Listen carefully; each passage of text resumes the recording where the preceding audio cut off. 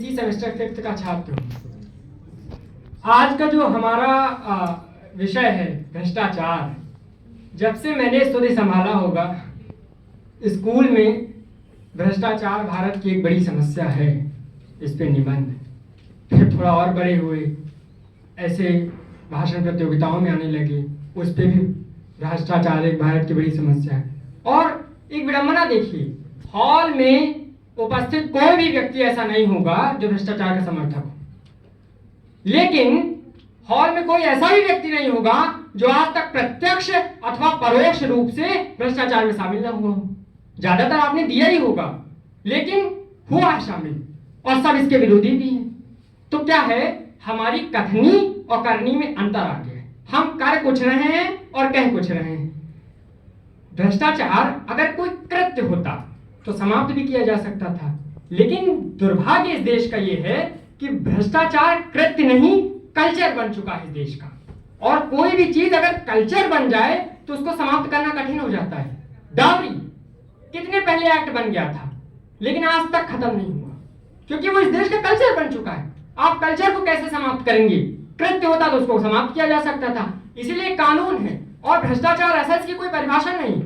1988 का कानून जो बना, उसमें भी भ्रष्टाचार को परिभाषित नहीं किया गया। यूएन के जो कानून है उसमें भी भ्रष्टाचार को परिभाषित नहीं किया गया। अभी दिवाली आ रही है, आपके घर में डाकिया आएगा, सफाई वाले आएंगे, कहेंगे दिवाली दे दीजिए। उनको सैलरी तो मिल रही है ना, लेकिन आप खुशी खुशी देंगे। अब इसको आप किस दायरे में रखेंगे, भ्रष्टाचार के दायरे में या उसके बाहर? तो भ्रष्टाचार एक ऐसी चीज, इसको परिभाषित नहीं किया जा सकता है, लेकिन है। अब कोई कहे कि सरकार कानून बना दे इससे खत्म हो जाए। सरकार ने तो इतनी व्यवस्था कर दी कि खाते से खाते में पैसा जाएगा। अब मनरेगा का, सर मैं 1 मिनट लूंगा, मनरेगा का पैसा उसके खाते में जाता है किसान के, लेकिन वहां प्रधान जी पहुंच जाते हैं, कहते खाते से निकाल लो, बाद में हम लेंगे 25%। सही कह रहे हैं आप। आवास कॉलोनियों का पैसा जाता है, सरकारी आवास का 1,20,000 रुपए जाता है उसके खाते में। प्रधान जी का फिक्स है 20,000 हम लेंगे, 1 लाख तुम रखो।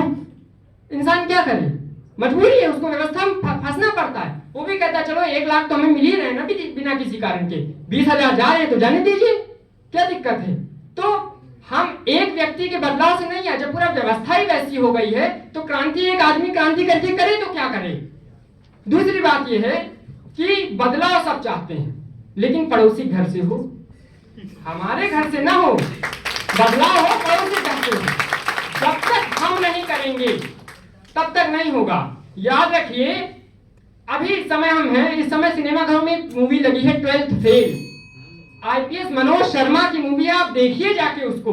कैसे एक लड़का 12वीं में फेल हो गया, और फेल इसलिए हो गया क्योंकि उस साल एसडीएम ईमानदार आ गया था जिसने नकल नहीं होने दी। नकल नहीं होने दी, बच्चा फेल हो गया, लेकिन उसका आकर्षण उस एसडीएम की पोस्ट पर बढ़ गया कि ये कैसी पोस्ट है जिसने नकल नहीं होने दी, अब मैं बनूंगा तो आईपीएस अधिकारी ही बनूंगा। और उसने अपनी लगन से आईपीएस अधिकारी बना। तो याद रखिए, 1/140 करोड़ हिंदुस्तान मैं हूं, 1/140 करोड़ हिंदुस्तान आप हैं। आप अपने हिस्से का भ्रष्टाचार खत्म करिए, मैं अपने हिस्से का भ्रष्टाचार खत्म करूं, और एक दिन हम उस भारत को बना लेंगे जो भ्रष्टाचार मुक्त होगा। बहुत बहुत धन्यवाद। अब अगले वक्ता तान्या सक्सेना।